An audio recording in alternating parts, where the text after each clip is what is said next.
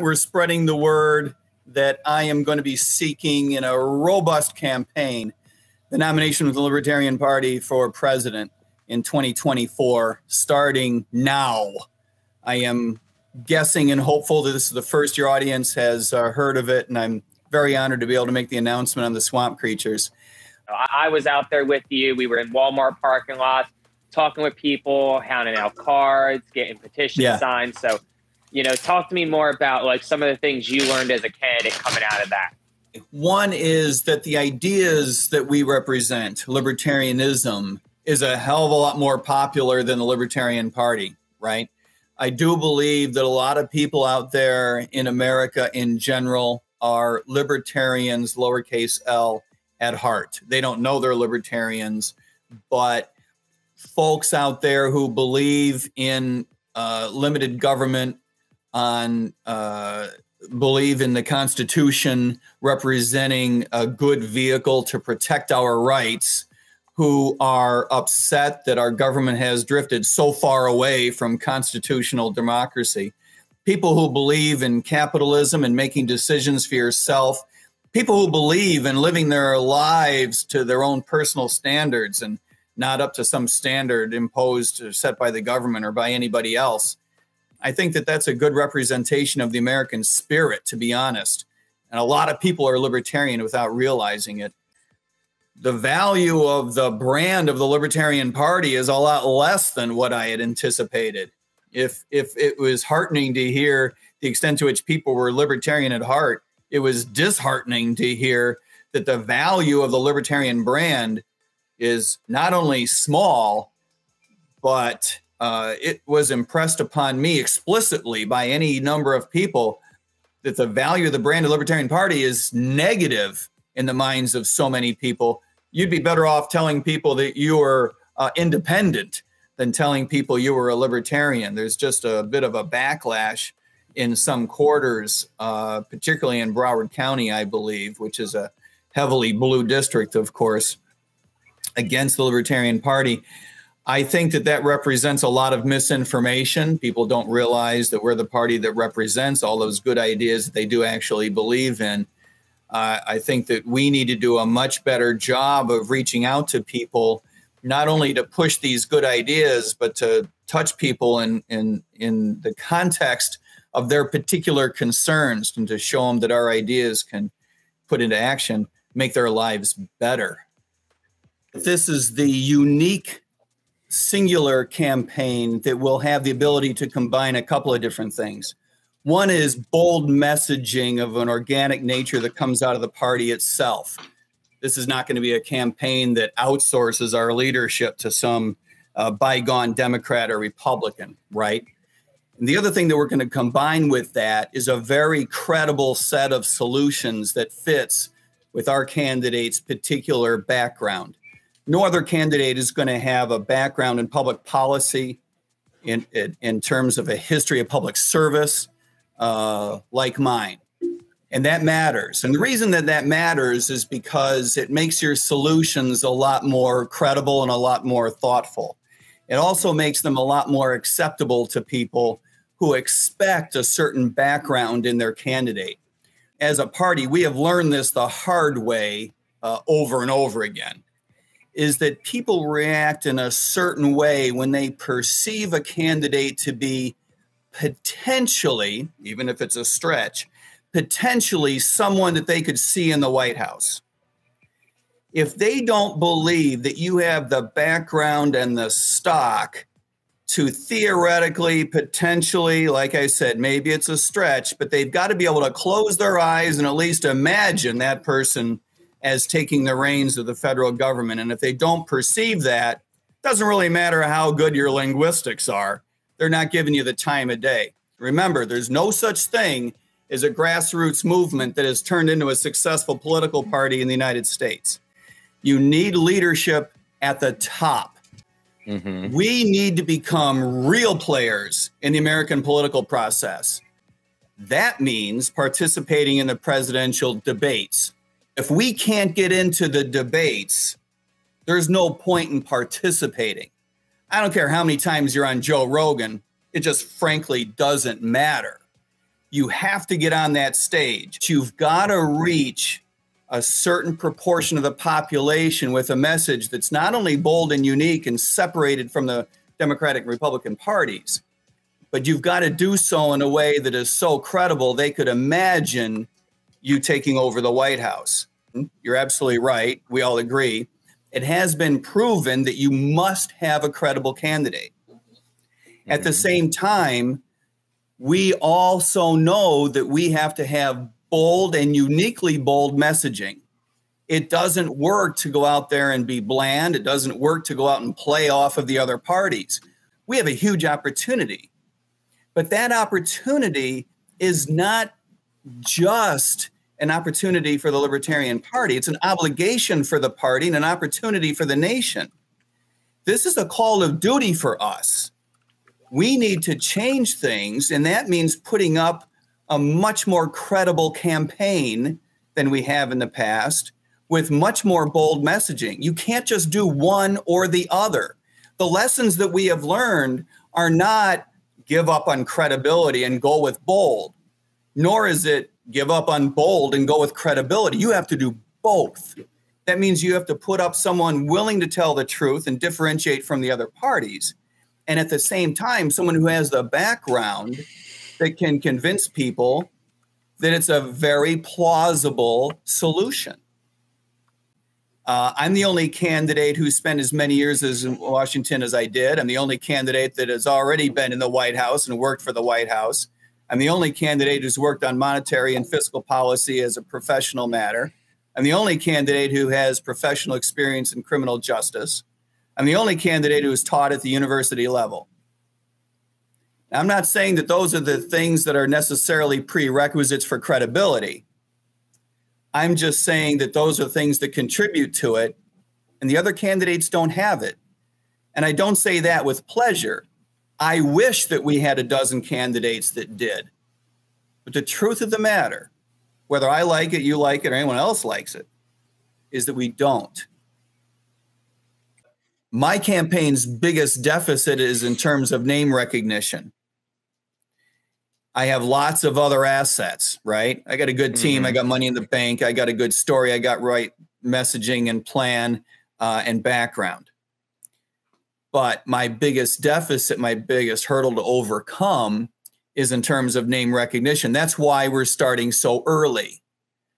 There is no substitute for hard work and time when it comes to overcoming that deficit. And I'm not here to make everyone, fall in love with me. Indeed, part of the message that we need to get out is that this is a time when not only does the Libertarian Party have an opportunity, but truly we have a call of duty. We need to start doing things differently. And that means, are we pissed off enough to do things differently? Are we sufficiently uncomfortable with our position in the world that we are willing to do things that, are sufficiently different that it makes us uncomfortable? If I'm the candidate that's making you comfortable, we are miscommunicating. We're not going to back down from saying, end the wars, get out of NATO. But we are going to be the one campaign that brings to bear how to go about that.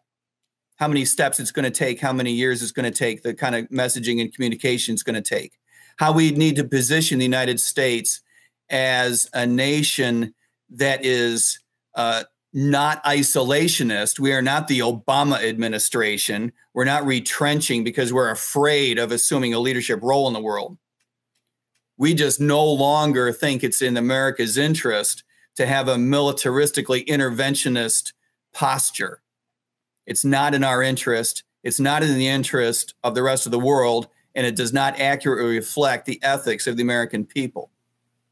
We undermine our own message by occasionally invading someone, which is approximately as undemocratic as you can get. The irony can be lost on no one in the Middle East of how you can be pro-self-rule as long as it's rule that the United States government approves of. That's a non sequitur in billion-dollar fashion. And of course, we need to completely reconfigure our Defense Department. Not only should we not be spending 5, 4, or even 3% of GDP, but what we spend it on is insane. We're about to have our asses handed to us in the next generation because of the vulnerability in our online presence. We need to start doing a much better job of cooperating between the Defense Department and corporate security heads, because that is where the name of the game is going to be over the next 20 years. You have to tell the truth. People will listen to the truth if you tell them boldly and without compromise. I can compromise with you or with someone else if we're developing a policy, but I'm not going to compromise in terms of telling you the truth. So this is the truth. The truth is that police officers are very popular around the United States.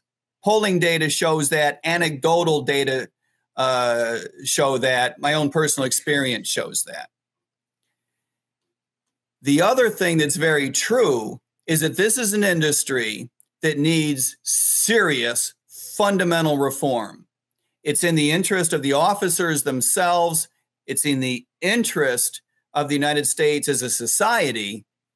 And it's in the interest, of course, of the minority of Americans who find themselves wrapped up in the criminal justice system. If you choose a life of public policy, if you choose a life of public service, you are guaranteed to come across a whole lot of stuff that you don't like. And however you felt about it on the way in, you're going to dislike more of it on the way out. That doesn't mean that being a police officer was just continuously a horrific experience for me, because it wasn't. Day in and day out, I had opportunities to play a positive role in the lives of people about whom I cared. I don't mean that, you let yourself get terribly involved with every single family you come across, but it is true. It sounds corny to say it, and a lot of people are afraid to say it for that reason, but it is true that public service changes you in a good and fundamental and profound way, and I recommend it for anyone. Having said that, yeah, I appreciate the fact that we're all pissed off about the criminal justice system, right? But what's the alternative? Asking people to change it who don't know what they're talking about? Asking people to change it who haven't participated in it? Everything that you need to know about the White House's attitude toward this issue came out when Fauci said he was disappointed that the court thought it had the authority to decide what the limits were on his authority. That goes in the same basket as the Biden administration not seeking congressional legislative backup for its mandate policies. They knew they weren't going to get it. They knew the courts weren't going to back them up, and they did it anyway. They don't care about the Constitution. They care about their own power. This entire industry got completely perverted because of government interventionism. When the government decided to make employer-based health care insurance policies tax deductible, it invited the insurance industry into this area, which of course drove a wedge between the pricing mechanism and the people making the decisions, and then it was off to the races. This is precisely why everything is so ridiculously expensive. We need to continue to appoint justices who see the world plainly and simply, who believe in the Constitution and who believe in the roles of the various branches of government. In other words, we need justices who say, the law just doesn't support your petition. You're going to have to get the legislature to back you up. Bye-bye. Rather than justices who say, the world really would be a lot better off if it worked this way, and so I'm going to impose that ethical construct that's in my head on my interpretation of the Constitution. All right. I'm a big Clarence Thomas fan. I appreciate that we have a lot of fans of Governor DeSantis because he was, willing to stand up to the federal government. I don't like the federal government getting itself involved in local school management either. But that doesn't mean I want the state to do it either. We can't have a situation where the governor and the president are having an argument that goes something like this. You don't get to violate the Constitution. That's my job, right? I don't want either one of them getting involved in the local management of schools. That's parents' realm. I get to decide how my kid's education is going to play out. And if I screw it up, that's on me. We need to be pissed, not just on our own behalf, but on behalf of everybody else. And Josh, let's remember, we're not in this for you and me. I love you, brother, but I'm not nearly as worried about you or about me as I am with a heck of a lot of other people inside of and outside of the United States who don't have the ability to withstand the interventionism of their government and who don't understand how to seek redress, who have governments that wouldn't allow it if they did know how. This is why we pick up the fight, not to make your life better or mine. Awesome.